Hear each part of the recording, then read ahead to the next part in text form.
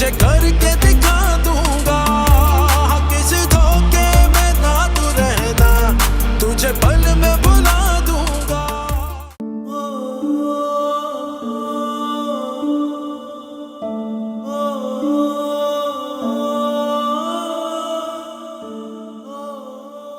सलाम खान। नाइला कहाँ है? मत पूछे मालिक, नायला रो रो के सकते की हालत में चली गई। 2 दिन की दुल्हन जिसे बेवा कर दिया। खान, नायला कहती है करीम से शादी का फैसला खान का फैसला था, अब करीम नहीं रहा तो मुझे भी मार डालो।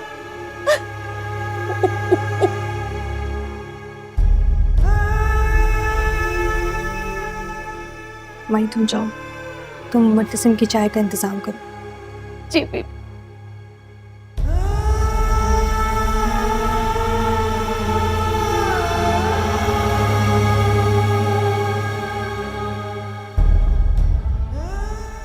मुर्तसिम, अपने किसी फैसले की वजह से मैं कभी किसी के सामने जवाबदेह नहीं हुआ। ये मेरी हार है, मेरी नाकामी है।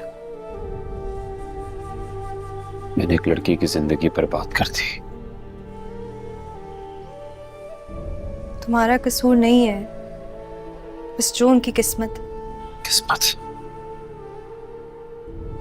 अगर किस्मत कसूरवार है तो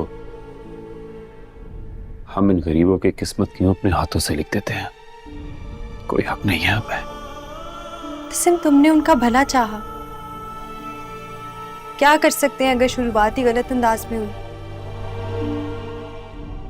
मीरब को खेत में नहीं जाना चाहिए था और तुमने मीरब के कहने पर मलिक मुख्तार के बेटे को जेल से रिहाई दिलाई है।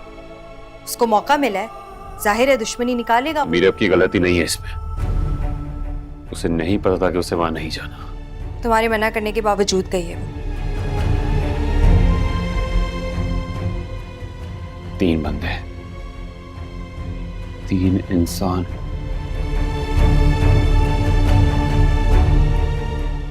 मेरी जमीन पे कत्ल हुए हैं।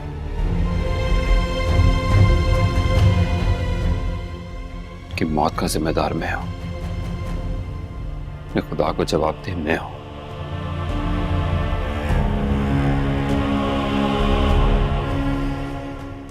क्या मैं अपने लोगों की हिफाजत भी नहीं कर सकता? बस महसूस कर रहा हूं खुद को। अच्छा प्लीज तुम परेशान नहीं हो, सब ठीक हो जाएगा इंशाल्लाह। ठीक तो मैं खुद करूंगा, इस दफा मलिक जुबैर को उसका बाप भी नहीं बचा सकता।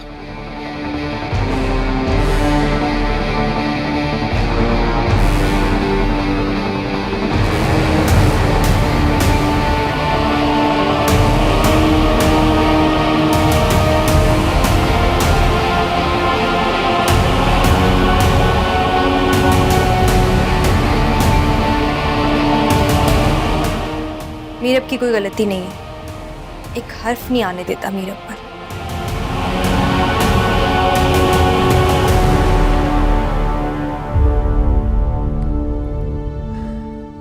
इतना सब कुछ हो गया मीरब और तुमने मुझे बताया भी नहीं। क्या बताती, मैं तुम्हें किस मुंह से बताती। इतने अरसे जो जिंदगी गुजारी वो झूठ की जिंदगी थी। तो समझ नहीं आ रहा कि वो तुम्हारे साथ ऐसा कर कैसे सकते हैं। शायद उन्होंने शुरू से ही डिसाइड किया हुआ था। मैंने गलत उम्मीदें लगा ली थी।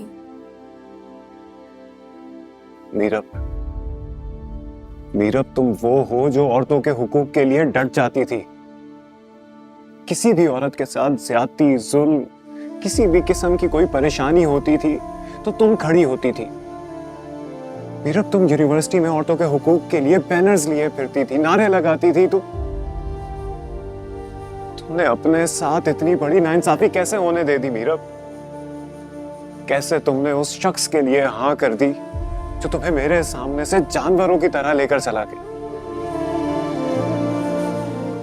मीरब तुम्हें क्या हो गया है? तुम्हें पता है रोहिल, कभी कभी इंसान अपनी जिंदगी के ऐसे मोड़ पे आके खड़ा होता है कि उसके पास कोई ऑप्शन ही नहीं होती। शायद मेरे साथ भी यही हुआ, लेकिन मैंने हिम्मत नहीं हारी है। मीरब, क्या तुमने कभी मेरे बारे में नहीं सोचा?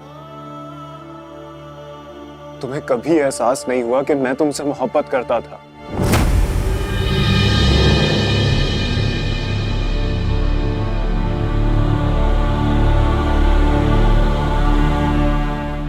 सब छोड़ो, तुम्हें मैं कभी क्या ऑप्शन भी नहीं लगा। क्या कह रहे हो रोहिल? हाँ मीरब, मैं तुमसे मोहब्बत करता था। क्या कुछ नहीं सोच रखा था मैंने अपने लिए, तुम्हारे लिए, हमारे फ्यूचर के लिए। और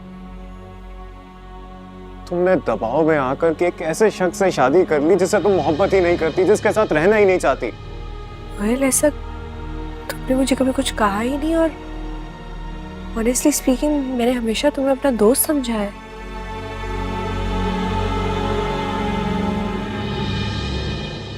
तुम्हारी बर्थडे वाले दिन मैं तुम्हें प्रपोज करने वाला था, लेकिन वहां उस वक्त मुर्तसिम आ गया और तुम्हें ले गया मुझसे।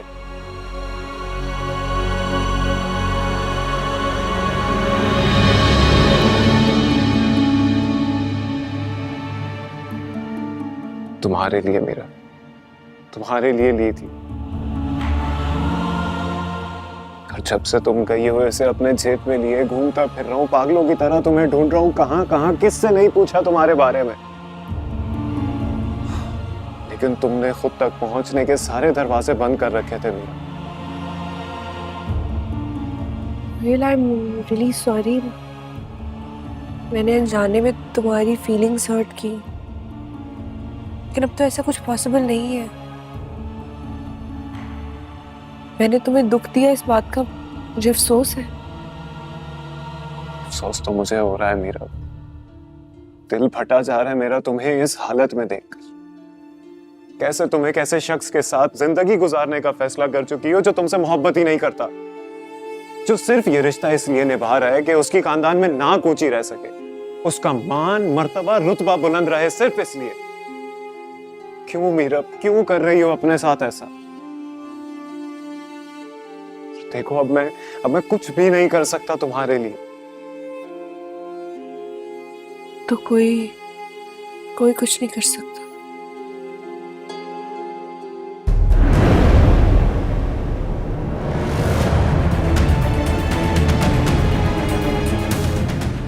मीरब, मीरब, क्या हुआ? तुम ठीक हो ना? हाँ, मैं ठीक हूँ। मैं क्या बताऊं, घर में एक और नया प्रॉब्लम खड़ा हो गया। नहीं, तबीयत ठीक नहीं थी, उल्टा सीधा खाने की वजह से फूड पॉइजनिंग हो गई थी, नोजिया वगैरह। और माँ बेगम तो कुछ और ही समझ बैठी।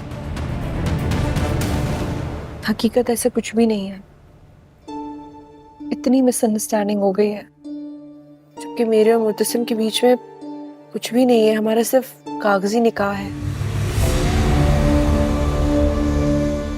क्या होती है बेवफाई, तुझे करके दिखा